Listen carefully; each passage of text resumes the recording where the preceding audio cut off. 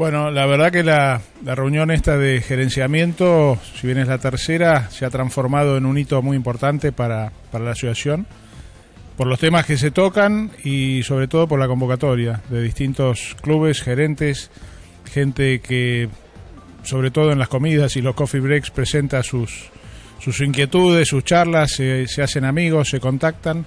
Eso es muy importante.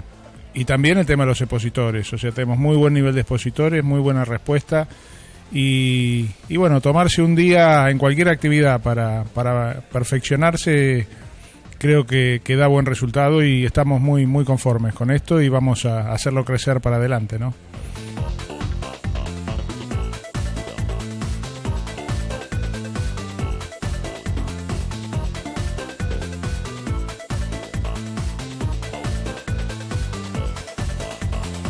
Let's get this thing started.